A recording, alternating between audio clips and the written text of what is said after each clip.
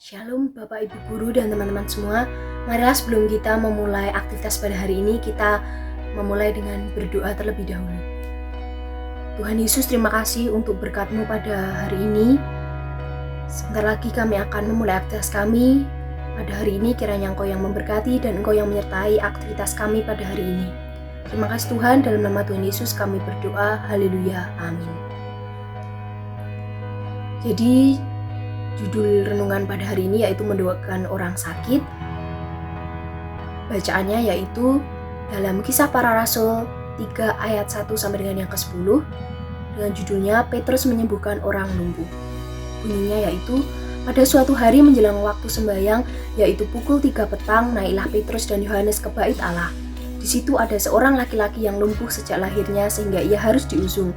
Tiap-tiap hari orang itu diletakkan dekat pintu gerbang bait Allah yang bernama Gerbang Indah untuk meminta sedekah kepada orang yang masuk ke dalam bait Allah. Ketika orang itu melihat bahwa Petrus dan Yohanes hendak masuk ke bait Allah, ia meminta sedekah.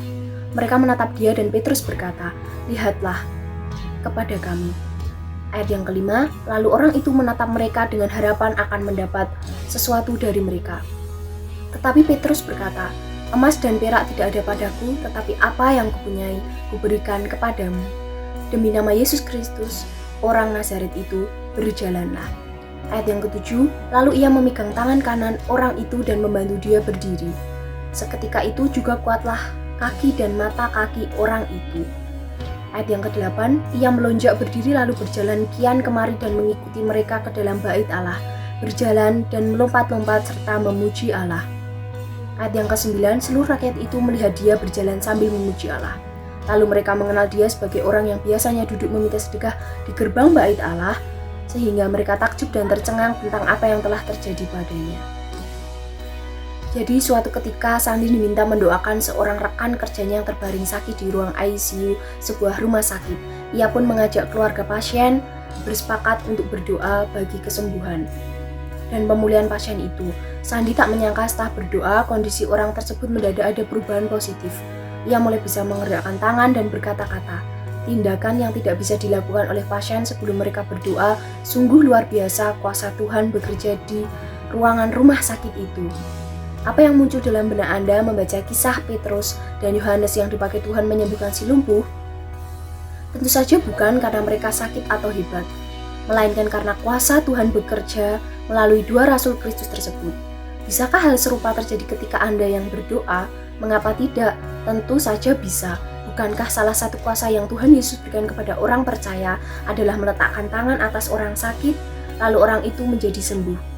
Yesus sendiri juga pernah berkata bahwa barang siapa percaya kepadanya akan dapat melakukan hal-hal seperti yang Yesus lakukan.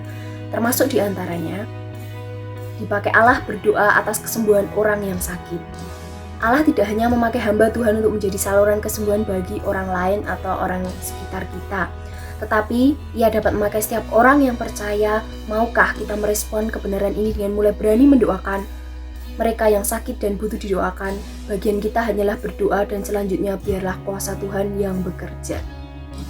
Jadi di masa pandemi ini kita bisa memberikan doa-doa bagi orang sekitar yang mungkin terkena sakit atau orang-orang sekitar yang membutuhkan.